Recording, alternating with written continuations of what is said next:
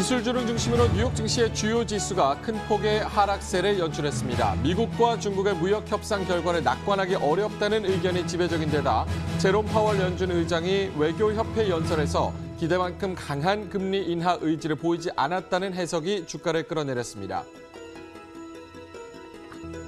미중 정상회담을 앞두고 시장의 관망세가 지속되는 가운데 원유 재고 감소 기대감까지 섞이면서 혼조 양상을 보였습니다. WTI는 0.16% 하락한 배럴당 57달러 81센트를 기록했고 브렌트유는 소폭 올랐습니다. 하지만 중장기적으로 글로벌 경기 위축에 따른 수요 감소 우려가 발목을 잡고 있습니다. 제롬 파월 연준 의장이 미 외교협회 연설에서 세계 경제 상황 변화로 인한 금리 인하를 시사했습니다.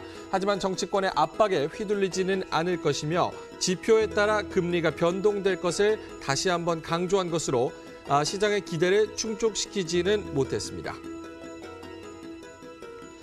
워싱턴 포스트에 따르면 중국 대형은행 3곳이 대북제재 위반 혐의로 미국 당국에서 조사받고 있으며 그중 한 곳은 미국 금융 시스템에서 차단될 위기에 놓였다고 전했습니다. 신문은 이 은행이 자산 규모가 9천억 달러에 달하는 중국 대형은행인 상하이 푸동 발전은행으로 추정된다고 밝혔습니다.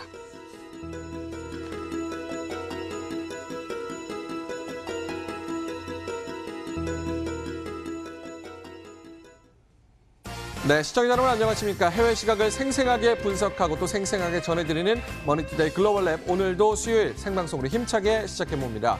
방송 보시고 궁금하신 점 있으실 텐데요. 인터넷 창구를 이용해보시면 큰 도움이 될 것 같습니다. 저희 머니투데이 글로벌랩 오피셜 홈페이지가 마련되어 있으니까요. 홈페이지 들어오셔서 전문가분들 그리고 연구원분들의 의견을 따로 들어보시는 것도 큰 도움이 될 것 같습니다. 또한 다시 보기 컨텐츠들을 저희가 잘라서 코너 바이 코너로 업데이트를 해드리고 있으니까요. 놓치신 부분은 다시 한번 다시 보기로 큰 투자 아이디어 얻어가시면 도움이 될 것 같습니다.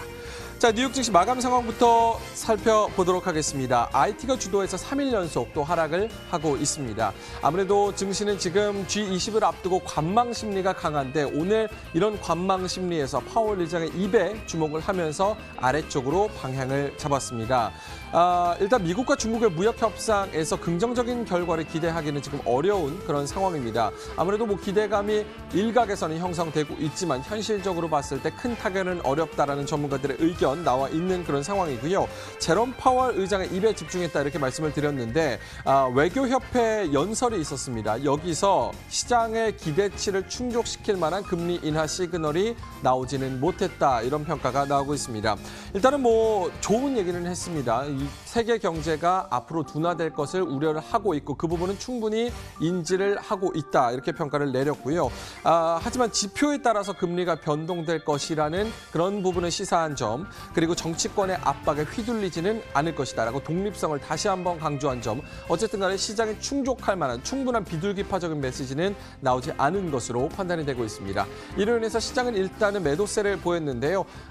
관망 심리치고는 매도가 좀 큰 편이었습니다. 일단은 기술주의 나스닥이 1.5% 가장 큰 폭으로 떨어졌고 다우존스가 0.7% 그리고 S&P 500 지수도 1% 가까이 하락하면서 거래를 마쳤습니다.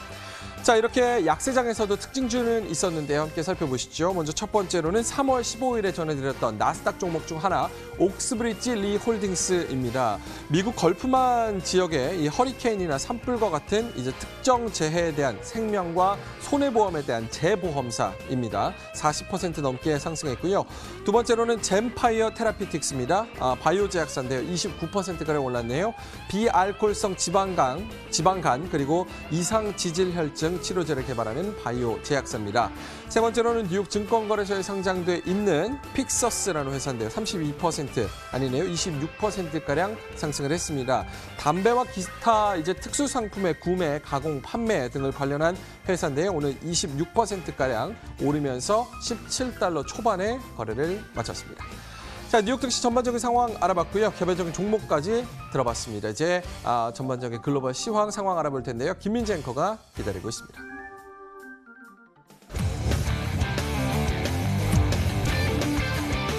私たちは皆さんを待っています。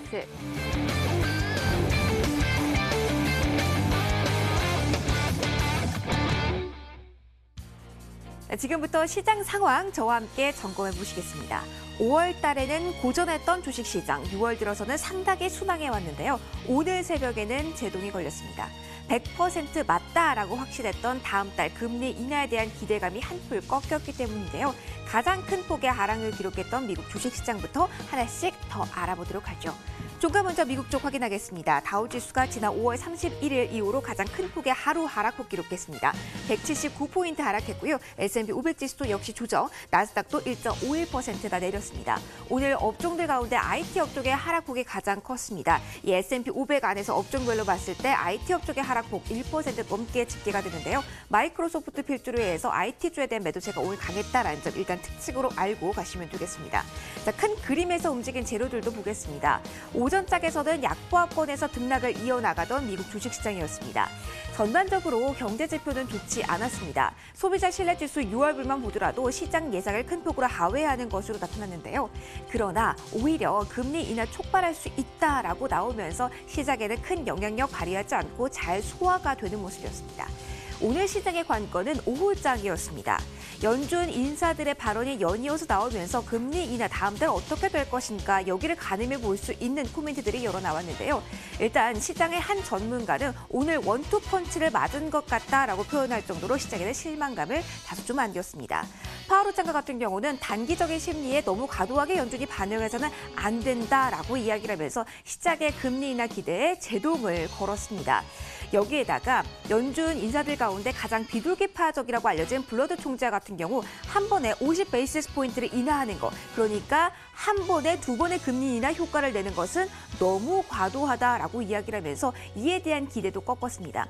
지금 채권 시장에서 7월 금리 인하 가능성 50베이시스 포인트도 거의 50% 가깝게 반영하고 있던 상황이었기 때문에 조금 실망 매물이 나왔다라고도 볼 수가 있겠죠. 금리 인하의 기대가 완전히 꺾은 것은 아니지만 다소 약화시켰다. 그러면서 그를 기점으로 해서 시장의 하락폭 커졌다. 이렇게 보시면 좋겠습니다. 그리고 G20과 관련한 새로운 뉴스를 보시면 미국과 중국 정상 주 후반에 만나기로 좀 공식적인 코멘트가 나왔습니다. 하지만 블룸버그 통신 보도에 따르면 미국 측에서는 무언가 해결책이 나올 것으로 기대는 하고 있지 않는 것으로 전해지고 있습니다. 시장 역시 그렇고요. 오늘 이렇다 할 호재는 없는 가운데 다소 실망 매물 소화하면서 전반적으로 아래쪽으로 꺾이는 모습 미국 쪽에서 포착이 됐습니다. 자, 유럽의 흐름도 이어서 확인해 보실까요?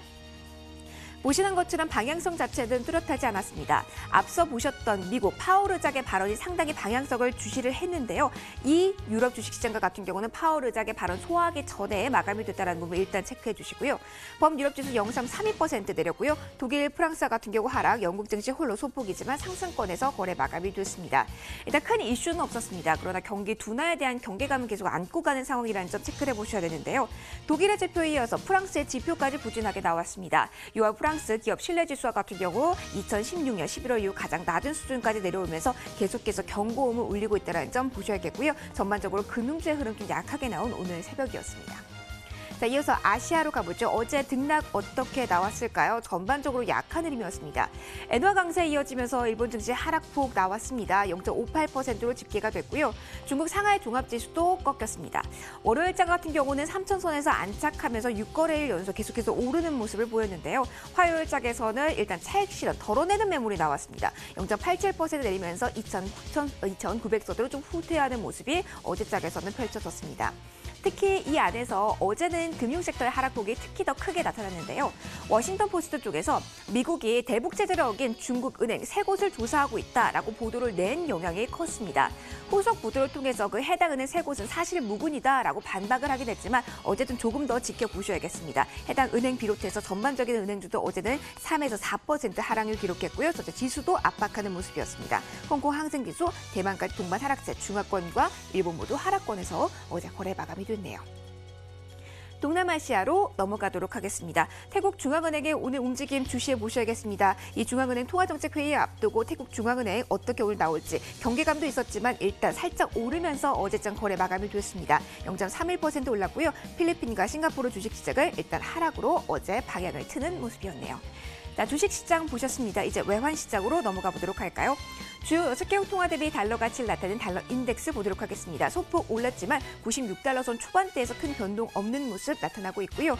유가 보도록 하겠습니다. 역시 방향성 좀 뚜렷하지 않았습니다. 브렌트유와 함께 WTI 방향 좀 엇갈렸는데요. 수요 둔화에 대한 우려는 계속 안고 있는 상황입니다. 살짝 밀리면서 WTI 마감이 됐고요. 브렌트유는 살짝 위쪽으로 올라섰습니다. 금 가격 확인해 보시죠. 자, 오늘 오전장에서는 금 가격이 상당히 강한 모습을 보였습니다. 안전자산에 대한 선호도가 높아지면서 매물이 초반에 좀 쏟아지는 모습이었는데요. 하지만 오후장으로 넘어오면서 파월 의장의 발언 소화하며 좀 약화됐습니다. 거의 제자리 걸음했다라고 볼 수가 있겠죠. 0.04% 플러스였고요. 은은하라, 구리아 같은 경우는 풀쩍 올랐습니다. 1.1% 상승 마감했네요. 자, 전반적인 시장 흐름 저와 함께 쭉 살펴보셨습니다. 자, 이 가운데서 어떠한 종목이 눈에 띄었을까 궁금하시죠?